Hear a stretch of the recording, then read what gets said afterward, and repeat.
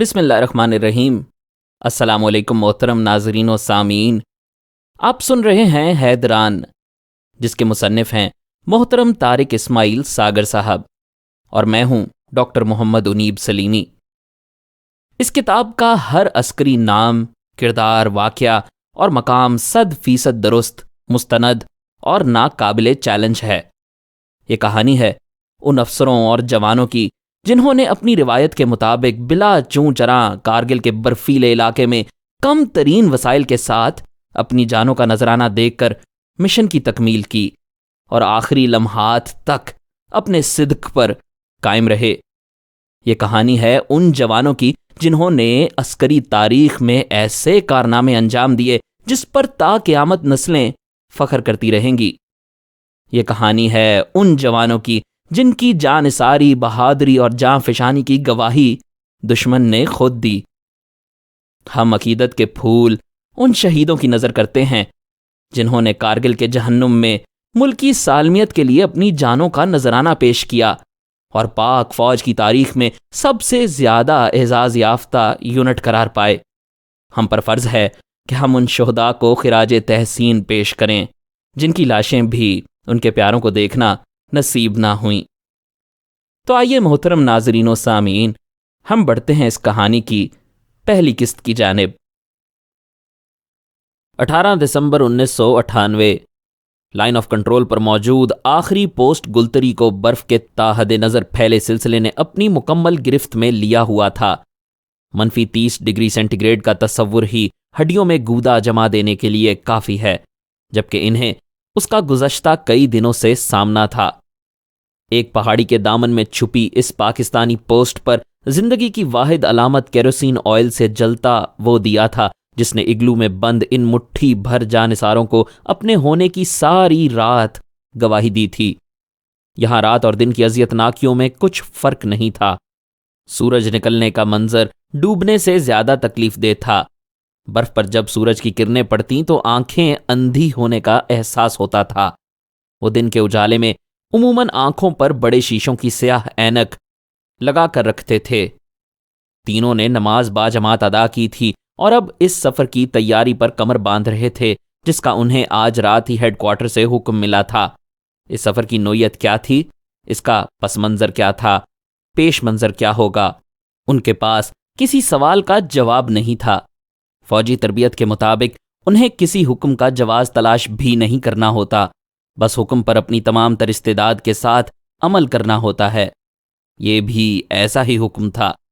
Line of control cross کرو، دشمن کے علاقے میں جتنی دور تک جا سکو جاؤ۔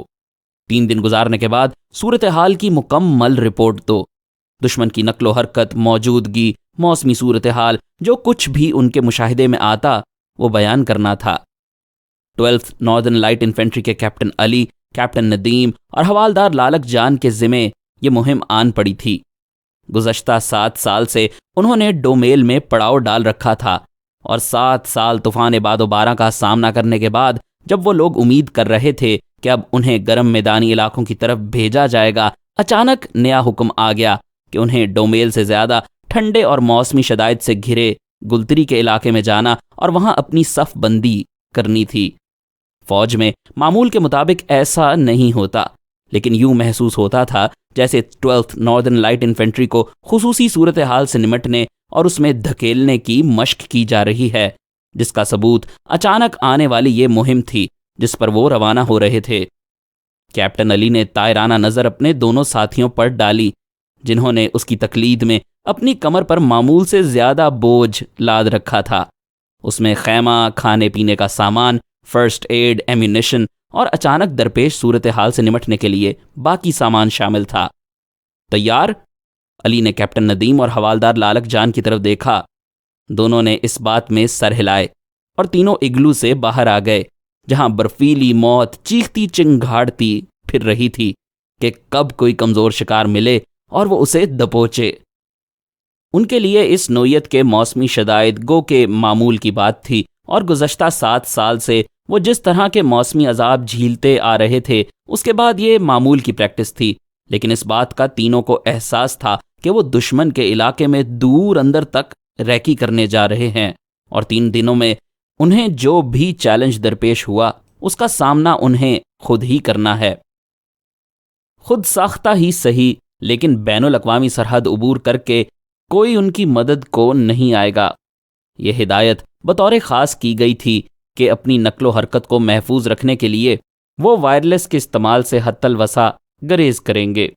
ظاہر ہے دشمن نے جو کچھ مدت کے لیے اس علاقے سے پیچھے ہٹ گیا تھا، یہاں اپنا کمیونیکیشن کا انتہائی جدید اور حساس نظام قائم کر رکھا تھا، اور وہ کسی بھی مشتبہ حرکت پر بڑی چوکسی سے نظر رکھے ہوئے تھا.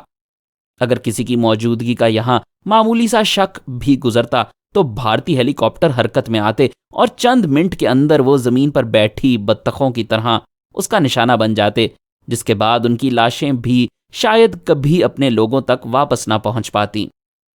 کیپٹن علی اور کیپٹن ندیم نے اس خطرناک مہم جوئی میں شمولیت اس لیے اختیار کی تھی کہ وہ فوج کی روایت لیڈ فرام دا فرنٹ کو حرز جان بنائے ہوئے تھے.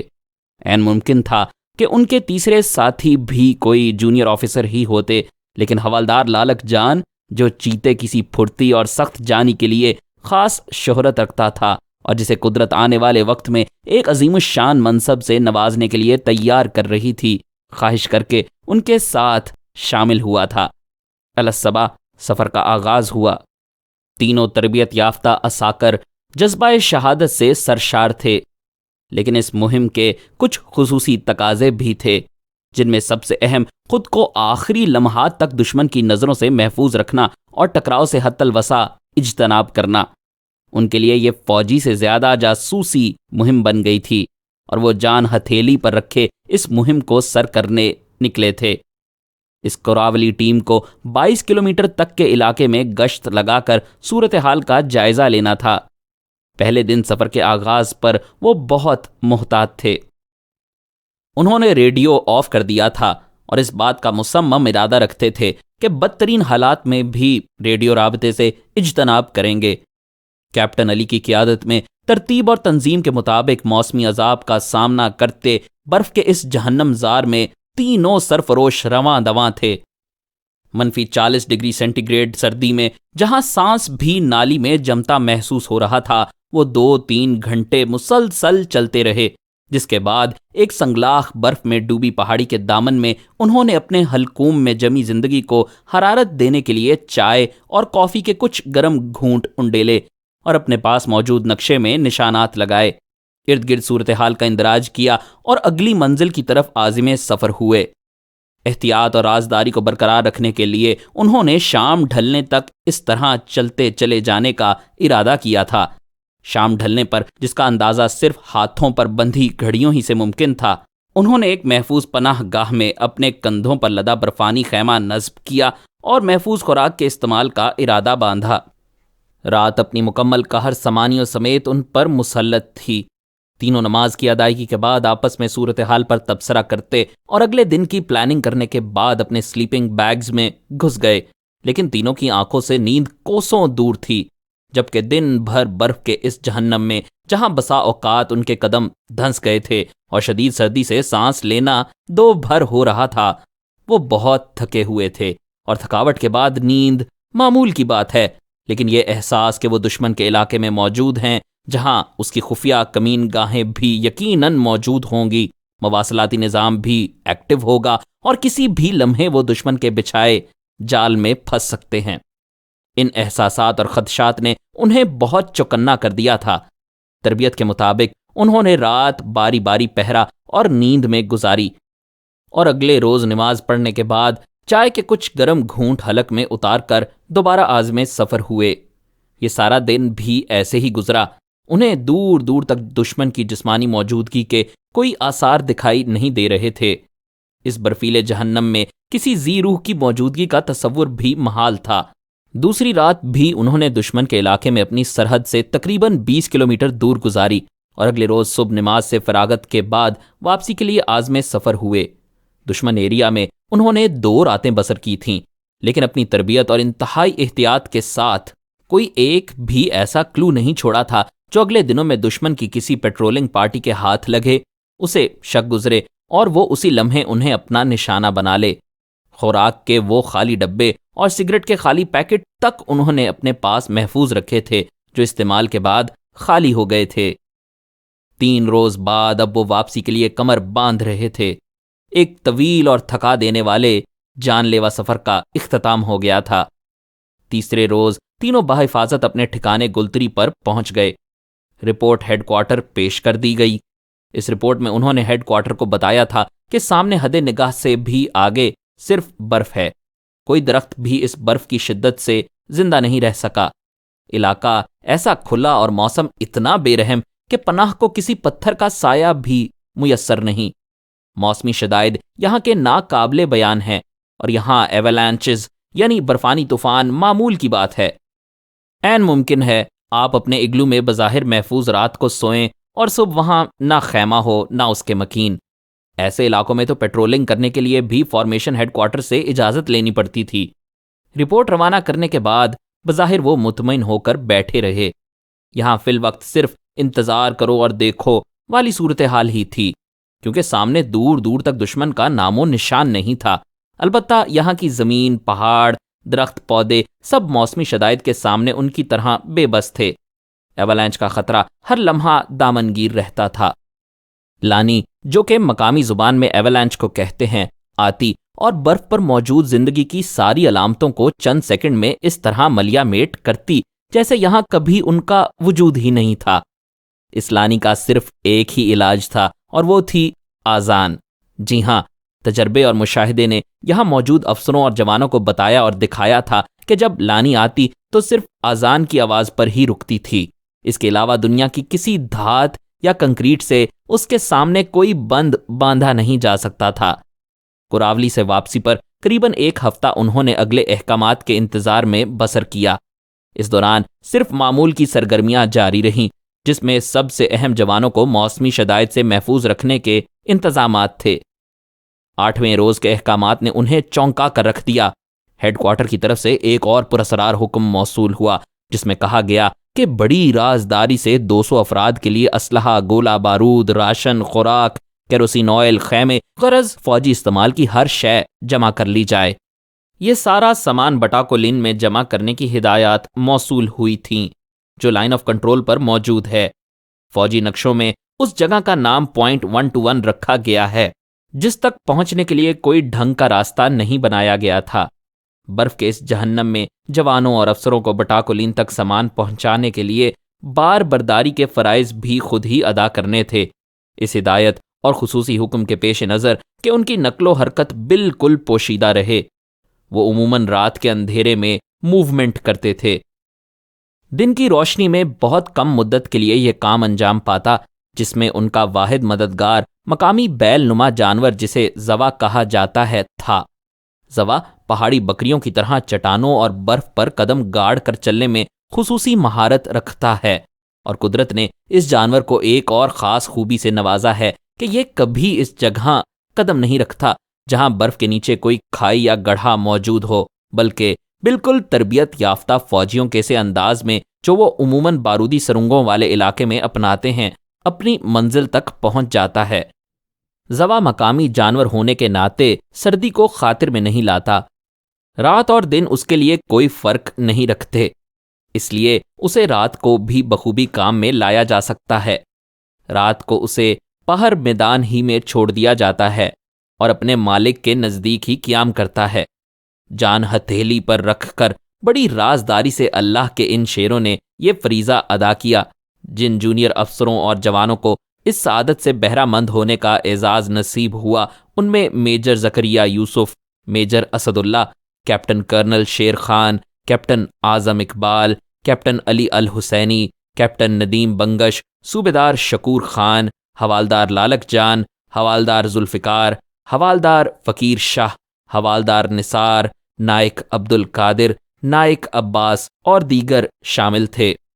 یہ عشق بلا خیز کا وہ قافلہ سخت جاں تھا جس نے برف کے جہنم زار میں کئی فٹ اونچائی پر اپنے عزم لازوال سے راستے تراشے۔ ان جاں بازوں نے اپنے جذبہ حریت سے پہاڑیوں کی چوٹیوں کو زیر کیا اور ان کے ناقابل تسخیر ہونے کا بھرم توڑ ڈالا۔ 1 جنوری 1999 کو اس مہم کا باقاعدہ آغاز ہوا جس کے متعلق ان جیالوں کو قطعاً کچھ نہیں بتایا گیا تھا۔ نہ ان کی جونیئر قیادت کو اعتماد میں لیا گیا، نہ ہی وہ ابھی تک یہ جان پائے تھے کہ اس صحیح مسلسل کا حاصل کیا ہے اور انہیں اس برفیلی آگ میں کیوں دھکیلا جا رہا ہے۔ میجر زکریا یوسف نے سب سے پہلے یہاں زکریا بیس قائم کیا، جس نے بعد میں اس مارکہ جان لیوا میں اہم کردار ادا کیا۔ جیسے ہی ذخیرہ اندوزی کا کام مکمل ہوا، سٹینڈ بائی احکامات جاری ہو گئے۔ کیوں؟ اس سوال کا جواب کسی کے پاس نہیں تھا۔ اچانک MI-17 ہیلی کاپٹرز کی آمد ہوئی اور انہیں پلدرم بیس میں زکریا پوسٹ تک، جسے پوائنٹ 122 کا نام دیا گیا، پہنچا دیا گیا۔ میجر یوسف زکریا نے لائن آف کنٹرول سے قریباً 4 کلومیٹر آگے یہ مستقر قائم کیا تھا۔ اس کے ساتھ ہی نئے احکامات موصول ہوئے کہ لائن آف کنٹرول سے 7 کلومیٹر آگے بھارتی علاقے میں مڈل پوائنٹ قائم کیا جائے۔ جوانوں نے اپنے افسروں کے شانہ بشانہ موسم کی تباہ کاریوں کو خاطر میں لائے بغیر یہاں بھی پوسٹ قائم کر دی۔ موسم کے تیور خلاف توقع بہت زیادہ خطرناک ہو رہے تھے۔ برف باری کے طوفان امڈ امڈ آتے، جس سے بار بار مواصلاتی نظام تباہ ہو جاتا، لیکن ان کوہ شکن ارادوں والے مجاہدوں کے سامنے موسم کو بھی بالآخر شکست تسلیم کرنا پڑتی۔ انہیں فی الوقت اپنی پوزیشنیں مستحکم کرنے، خوراک اور ایمونیشن کی مناسب مقدار ذخیرہ کرنے اور خود کو کسی بھی ناگہانی صورتحال کا مقابلہ کرنے کے لیے تیار رہنے کے احکامات ملے تھے۔ گو کہ یہ بڑے مختصر احکامات تھے، لیکن یہ بڑے آزمودہ کار جانباز تھے جنہیں یہ علم اور احساس ہو چکا تھا کہ انہیں میدان کارزار میں اتار دیا گیا ہے اور جلد ہی وہ دشمن کے مقابل ہوں گے۔ موسمی تباہ کاریوں سے فرار حاصل کرنے کے لیے بھارتی فوجی وقتی طور پر نچلی اور محفوظ پناہ گاہوں میں چلے گئے ہیں، لیکن جلد ہی وہ واپس آئیں گے اور جب اپنے علاقے میں پاکستانی فوج کو دیکھیں گے تو ان کا رد عمل انتہائی خوفناک اور تباہ کن ہوگا۔ ماضی میں بھارت نے سیاچن میں ایسا ہی کیا تھا اور پاکستانی علاقے میں اپنی پوسٹیں قائم کر لی تھیں، لیکن عالمی سطح پر بھارت کو کسی مشکل کا سامنا نہیں ہوا تھا اور پاکستانی فوج نے اپنی شجاعت کے بل بوتے پر ان کے مقابلے میں پوسٹیں قائم کیں اور انہیں رگیدا تھا۔ پاکستان کا معاملہ الگ تھا۔ ساری دنیا ہاتھ دھو کر ہمارے پیچھے پڑی تھی۔ افغانستان میں طالبان سے متعلق عالمی سطح پر بڑا غلط تاثر قائم ہو رہا تھا اور یہ سمجھا جاتا تھا کہ طالبان کو پاکستان کی مکمل پشت پناہی حاصل ہے۔ بھارت وہ طوفان کھڑا کرتا کہ پاکستان کے لیے اس کے سامنے ٹھہرنا مشکل ہوتا، لیکن ایک سولجر کو سیاست سے کیا لینا دینا؟ یہ تو احکامات کے پابند اور کسی بھی حکم پر کسی بھی لمحے اپنی جان سے گزر جانے پر تیار رہتے تھے۔ 15 فروری 1999 تک انہوں نے دشمن کے علاقے میں اپنی صف بندی کر لی تھی اور اب اگلے احکامات کے منتظر تھے۔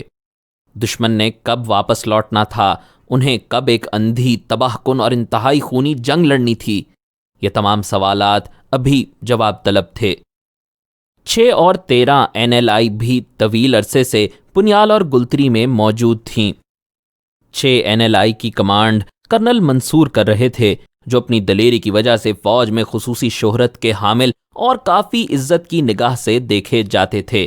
انہیں بھی لائن آف کنٹرول کے ساتھ ساتھ دشمن کے علاقے میں پوسٹیں قائم کرنے کا حکم ملا۔